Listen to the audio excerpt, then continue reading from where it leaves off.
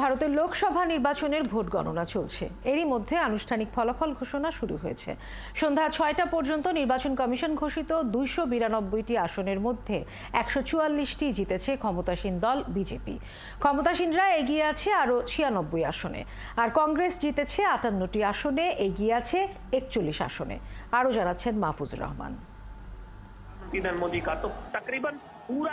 ভারতের লোকসভা নির্বাচনের পুরোটা সময় বিজেপির এনডিএ জোট এবার ৪০০ আসনের জন্য স্লোগান দিয়ে গেছে। তবে ভোট গণনার সময় এবং পূর্ণাঙ্গ ফল আসার সাথে সাথে ক্ষমতাসীন জোটের সেই আশা ফিকে হয়ে যাচ্ছে।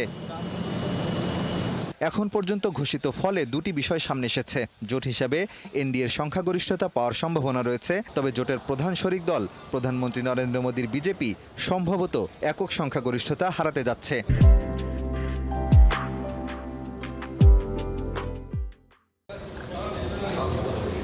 এই পরিস্থিতিতে সবার নজর এখন ৬ ব্যাটেল গ্রাউন্ড রাজ্যের দিকে, যেখানে উত্তরপ্রদেশে ৮০টি আসন, মহারাষ্ট্রে ৪৮, বিহারে ৪০, কর্ণাটকে ২৮টি এবং অন্ধ্রপ্রদেশের লোকসভায় ২৫টি আসন রয়েছে।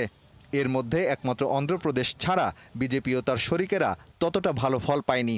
অন্ধ্রপ্রদেশে সম্ভাব্য ভালো ফলের প্রধান ভাগিদার অবশ্যই তেলেগু দেশম পার্টি। তারা রাজ্যের বিধানসভাও দখল করতে চলেছে।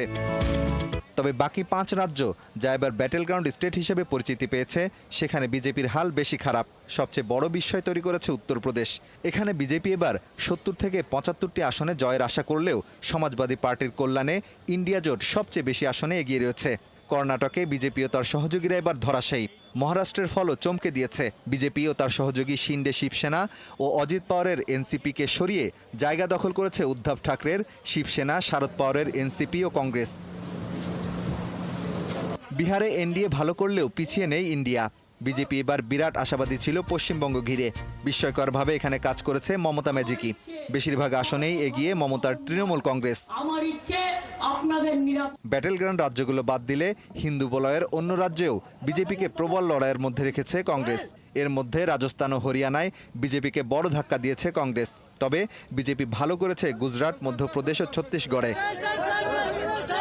এদিকে পূর্ণাঙ্গ ফলে গুজরাটের বারাণসীতে জয় পেয়েছেন প্রধানমন্ত্রী নরেন্দ্র মোদী।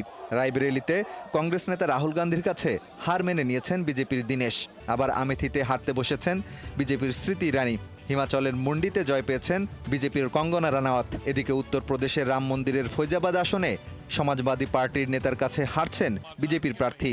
আবার পশ্চিমবঙ্গে জয় পেয়েছেন ৩ বহিরাগত তারকা প্রার্থী শত্রুঘ্ন সিনহা, ক্রিকেটার ইউসুফ পাঠান এবং কীর্তি আজাদ। মাহফুজুর রহমান, ৭১।